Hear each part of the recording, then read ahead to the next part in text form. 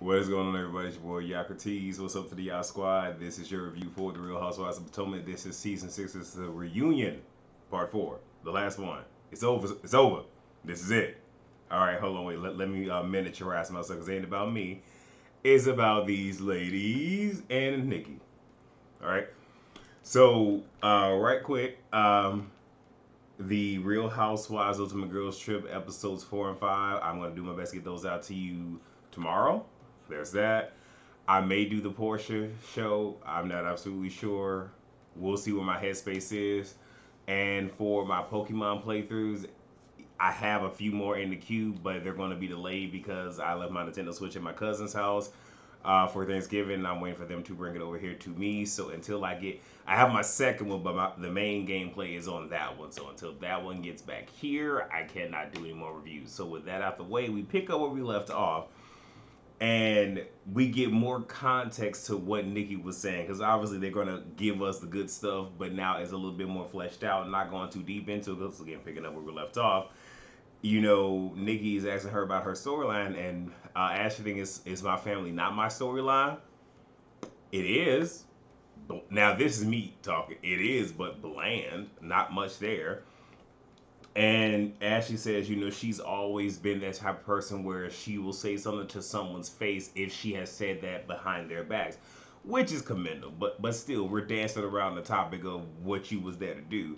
Wendy felt that Ashley was not being malicious when she came to deliver that message. She felt that it was Giselle. Nikki's whole thing is, okay, well, this one is putting a dagger in your back. This one putting one in your face. I'm going to keep it 1,000, though. I'm cool with the person sitting here, with the knife in their hand coming to stab because I see it coming. I respect that. You know what I'm saying? It's almost like those people that don't, like me for the color of my skin. I like those people to tell me that you don't like me because of that, because I know how to take you. It's the ones that sit here and, play behind your back. I believe it was the OJs. Y'all correct me with the group, but they smile in your face all the time. They want to take your place. Backstabbers. I don't really like them too much. And then you have Candace saying, "Oh, well, she had just given birth 2 weeks ago." And Candace, why you talking? Why you talk? Because again, we all know they all come to work and they have a job to do. But the fact that you're sitting here defending this woman after all the ish that she has said about you and her husband has said about you makes me feel a ways about what it is that you're doing. Now Nikki is doing a good job of holding people heels to the fire, because she pretty much okay to Candace. Let me talk to her, and you know what? That is refreshing for a host to be a host, to moderate. Where yes, people can chime in, but if you're trying to get an answer out of this one person, because this is what happens a lot. I don't know why Candace is doing it. But typically, with certain women, if one person can't talk or they find themselves like, oh, I don't know what to say, i.e., Giselle, you'll have somebody else jump in, like a i.e., Robin, to sit here and try to, play defense. I don't know why Candace is doing that. But I appreciate Nikki saying, da da da da da da da da. You shush, let me talk to him. Okay? But now you have Robin saying that she didn't feel that Ashley knew that what happened was going to happen. Seriously. Seriously. And again, this is one of the moments where I just need for Robin to just shut up. Just shut up. Mind you, she ain't had a storyline the first. But still, you say that, but what has happened in the times that Ashley has brought some stuff to you about you and your situationship, you and your finances, and how you responded, how you reacted. So now you have Ashley sitting here taking something to Wendy about her and her marriage, and you don't expect. I'm not. So now Nikki is asking Robin certain things about her and Juan don't care. But what I do care about is when she mentioned how she didn't pay attention to a lot of what people were saying online. They have your line, but she brings up the fact that when they were on Candace's trip, how Robin said, "Are we mad at Ashley?" Saying how that was more or less geared to her asking, what's the girl name, Giselle, and Robin was just like, I didn't know what was going on. She just came in, dropped the bomb. I was just trying to figure out, like, not necessarily are we, her and Giselle, but are we mad at Ashley? But again, why do you need that validation from all the women? But no, that was more or less geared towards Giselle. Let's keep it 1,000. At the same exact time, she's like, well, I was drunk and da da da da. So if that's the case, then could we not have used that defense earlier when you were sitting here, coming at Wendy while Wendy was trying to ragtag Giselle? Mm-hmm. So Wendy asks about the whole secret lover and the let's be honest of the group and whatnot to Robin and Giselle, and she asks if someone were to offer you, I think she said 50 billion, would you? And Giselle, now that was geared towards Robin. Giselle jumped in and said yes, and they kind of looked like, okay, we was actually asking Robin, but your slip is showing. Robin said she would pick Nikki, and Nikki was like, yeah, that is a very safe answer, so your girlfriend don't get upset. All right, Nikki. Hold up. I would just mention this, and I would save it for the panel tomorrow. It's on Sky by Nature TV's channel.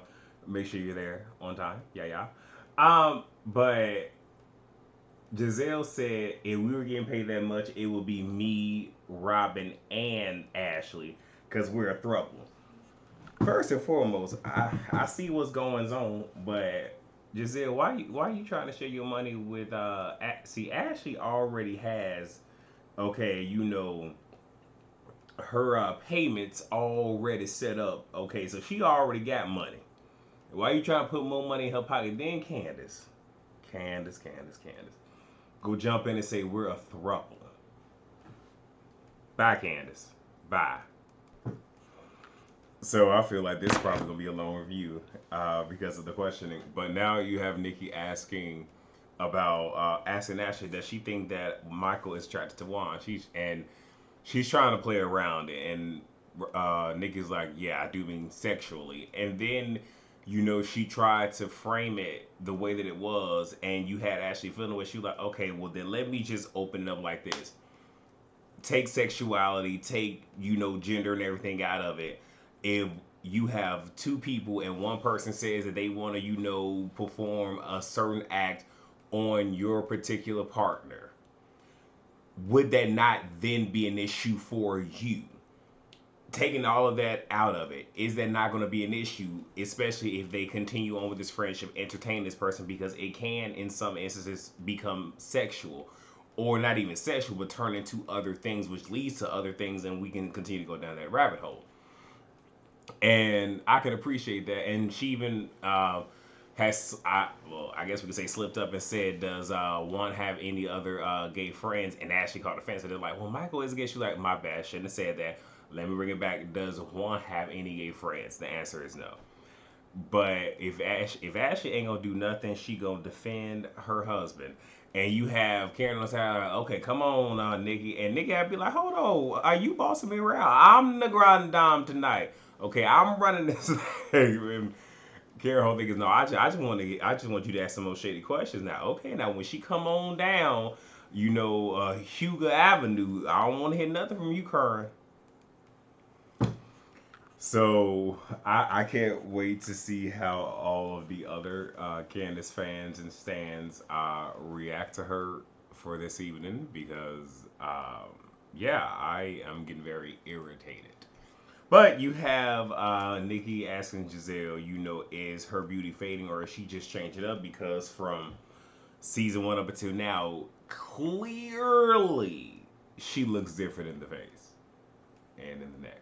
But and even brought up the whole what she said about Ray, and she she pretty much, I mean, Nikki kind of summed it up for her. Just said, what the thing is, I guess people didn't take away from that is that you were hurt because of that. And then you have Candace saying, oh, well, she's getting better than it. And she's like, Candy girl. Because it's like, you don't need to do this. Because right now, it seems like you're trying to take Robin's position. Maybe because you feel Robin ain't coming back. But again, just like play your position. Because it seemed like you want Nikki to sit here and get into your 4th point of contact. And if that's what you want, we know Nikki. Nikki has absolutely no issues with doing that. Calm it down. So they're getting ready to go on the raid, and it's revealed that it's 10 o'clock, and that is late. So this leads me to believe that it's 10 o'clock p.m. And they start early in the day. So, but again, with everything that we got up to this point, y'all was just wasting time. Nevertheless, Wendy was called peeking at the cards, and kind of like, saying what like the next question was going to be, which is funny because it was rumored, allegedly, that, she had stole some contacts, to kind of, help you on the show, kind of raise her status, this, that, and the third, at charitable events, blah, blah, blah, blah, blah. I ain't the one to gossip. You ain't heard that from me. But again, allegedly, shout out to Alexander Rogers.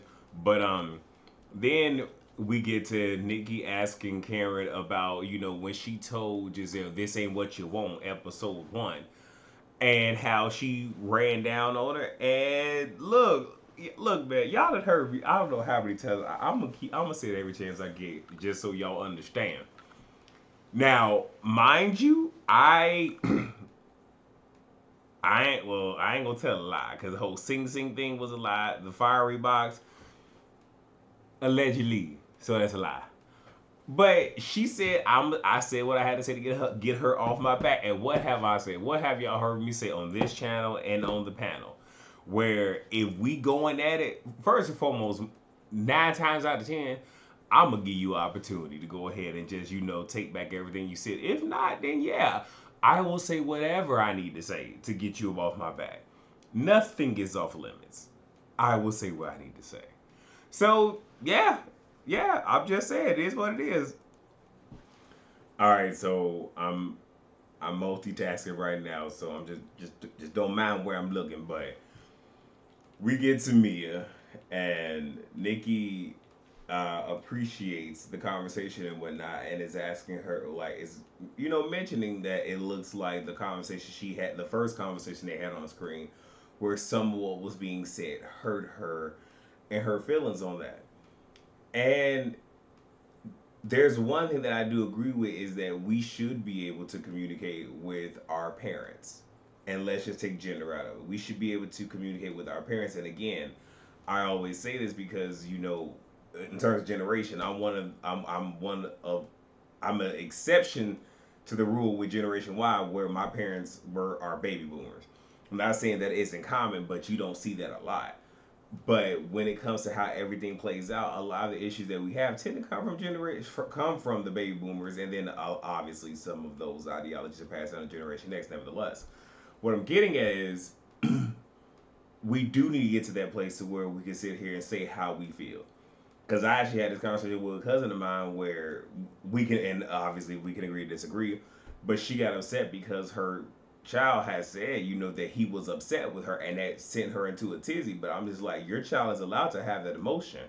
What we do as African Americans is we tend to sit here and handicap our children into emotions, to where primarily the men, because I'm a male, so I can only speak to what men go through. But we get to a point where we can only express joy and anger. That's it. Like, those are the emotions. Like, everything in between, we can't experience. But then you continue this whole chain. That's not the word I'm looking for. The generational curses, to where a lot of this stuff is pushed down, where it's just like, because of this, you're gonna respect me. You don't have to say this, and like, no, your child needs to feel the full spectrum of emotions. They have that right, and they should be able to say to you, and depending on the age, respectively, respectfully. There we go. Respectfully, this is what this is. But the only issue that I have here is Mia brought her mother on this show to have this conversation. So the fact that she got hurt in the process, you open up Pandora's box and you got what the hell you got. So they're asked the ladies, 3 of the ladies. So there'll be Mia, Karen, and Ashley. If you had $100 million in the bank at the time that you met your now current husband, would you have still picked him? Ashley was just like, yes. Now, I guess Nikki's whole thing is, putting this into perspective of how I'm about to classify this, I guess she can see how Gordon is attractive, how Ray is attractive. She don't see how Michael is attractive. She's just like, so what attracted you to him? Like, oh, he has a nice sense of humor. He's dynamic. I'm physically attracted to him. And Nikki just like eased up about it. It's like, okay, Karen. I guess she's just like, you know what? I'm not gonna get nothing out of Ashley, so let me not even try. And Karen was just like, no, I definitely would have picked him. Like, I mean, that is my Ray. I love my Ray. Now, 100, mil in the bank, hey. But I still need my Ray, and I guess because over the years Ray was able to instill a lot into her probably, and hey, from what she said, it's because of him that she's been able to make some of the money moves that she has thus made. So that could be a contributing factor. Then you had Mia. Mia was just like yes, and they're kind of looking at me just like mm-hmm. And then Mia goes on this, little, soliloquy, if you will, talking about because Nikki had talked about the whole strip club thing. She was like, I need to change that from saying stripper to entertainer, and blah blah blah blah. Mm mm. You not finna fall on the sword, not today. So the big booty models came up in reference to Wendy and Eddie. Wendy is gonna continue to say that he wasn't following them, this, that, and the third, and there was proof, but there really wasn't proof. It was just how many people he was following before the article dropped, how many people he was following after it dropped. Now, unless somebody went through and screenshot or did a video recording of everybody that was there and then did it after, not really proving much of anything. And she said she didn't get her body done because of that. Okay, cool, whatever. We get to Candace, and niggas' whole thing is just the way that your mother disrespected your man. Like what came of that. You said you checked her, but how did you check her? Now, I could, me personally, if I just go to fuck off, I go to fuck off. But I can appreciate Candace for saying that I did check her, but not wanting to go into the specifics of how she checked her, because she said I did not want to come at my mother like that on reality television. Despite the fact that her mother said to her, though I believe she was lying, that she said everything she said in that moment for the sake of television. Possibly meaning, hey, I was trying to make sure you had your flute for next season. Possibly. Don't know. And then you had Nikki saying, but you need to be able to establish boundaries with your parents. And she was asked, how long did you pretty much put your mom on ice? She said 3 weeks. Now, look, I don't think I might have told y'all the story, but if I didn't, whatever. And some people, if y'all don't like somebody talking about somebody that has gone on to the other side, just count, like give yourself 2 minutes and then just jump forward 2 minutes. But my father disrespected me. This is before he passed on. This was back in 2013. I was getting ready to go from Fort Worth, Alabama to South Korea. And I told him a couple of weeks before, because I was, out processing, like, hey, I'll be home from this time to this time. That's it. I'm not going to sit here and chase behind nobody that's grown, especially given the fact that I have chased behind him for many years, trying to have a relationship that we still, to this day, never had. And the whole entire time I was home, he didn't come see me. My mother kept saying, hey, have you called your father? No, I have not, because he knows that I'm here. Because I said that I was going to be here from this time to this time. And if I wasn't going to be here, that is the only time that I would call him back. Side note, before going to Germany, I was supposed to have been home for a whole month, but a lot of stuff complicated that in terms of me, our processes. So I did call my mother to let her know that I would not be home. Just saying, if I need to make that phone call, I will. But if I say I'm going to be home from this time to this time and I don't follow up after that, then I'm probably home. And I totally got my days mixed up. I went to the airport a day ahead, had to get drove back. My mother said, that's probably the Lord saying that you need to call your father. It wasn't. But I called him, and outside of me saying hello, he went off on a tangent, cussed me smooth the hell out, like I was not his son, like I was a random person on the street. Then said, have a good effort time in career, and hung up the phone. And I was pissed. And I was emotional. And I did some cry. I don't cry often, but that made, because it was like, literally, it's just you got everything off. You left me with the energy, and then you hung up, so I can't do anything with it. And now I have all this energy inside of me. I was so pissed. Now, me being me, and also me being petty. If y'all watch me on the Whether You Like It or Not panel, y'all know I'm petty. Very petty.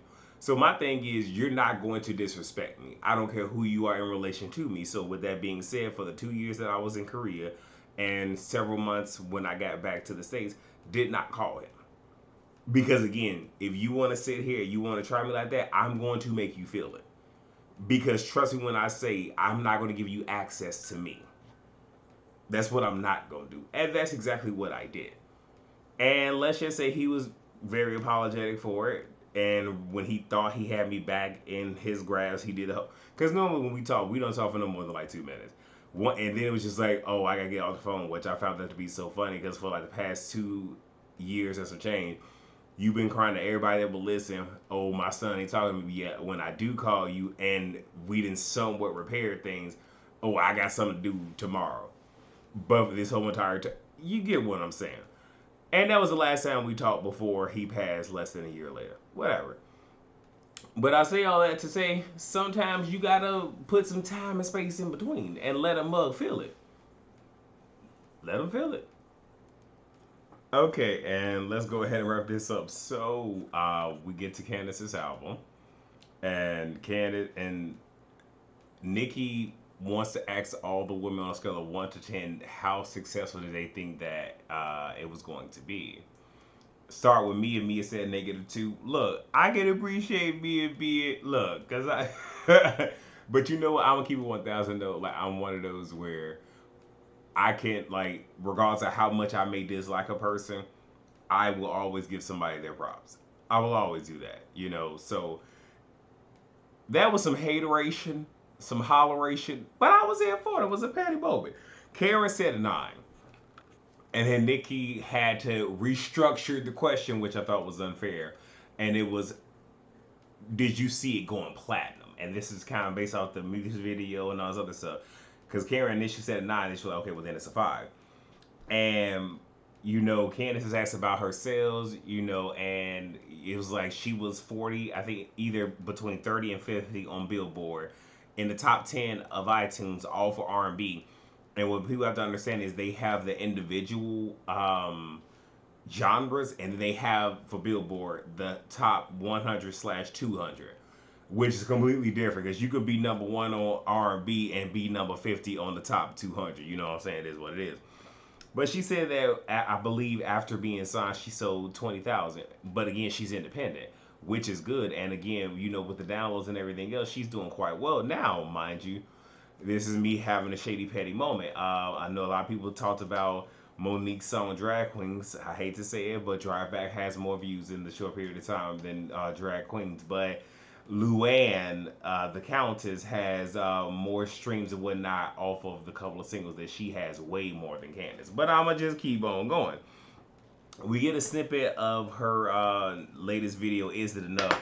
And while I'm talking about it, I do want to see, is that available? Because if it's not out right now, somebody on her team ain't doing their damn job. And this is just me keeping it all the way 1,000. So, but we see a snippet of that, which I'll be honest, it's a lot more than I thought that we would get from Bravo in terms of. Let me see. Hold on. It is. Oh, I don't think it's out. Actually, I'm gonna just do Candace Dilley rather than put in the whole song. But that's a lot more than I thought that we would actually get. Lies. It came out today, 12 hours ago. All right, Candace. Somebody on your team is doing what the hell they need to do.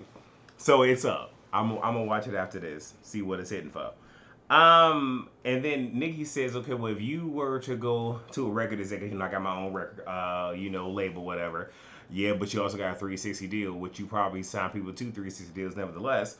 She said, what will be your selling point? She said, my vocals. Now, this is the thing where sometimes you put your foot in your mouth because by her saying vocal, it led us to the very next thing. So Nikki's like, well, I want to hear you sing a cappella. Now, I'm shady. I would have been like, okay, well, Nikki, I will sing a cappella when you can sing a cappella, you know, what is it? I can have this moment for life. Give me that acapella. I'm shady as hell. Because Candace said auto-tune was used for creative purposes. We know that she has a voice. I'm not gonna say she has the strongest voice, but she does have a voice. She can do a hell of a lot more than a lot of what the women right now this they are doing.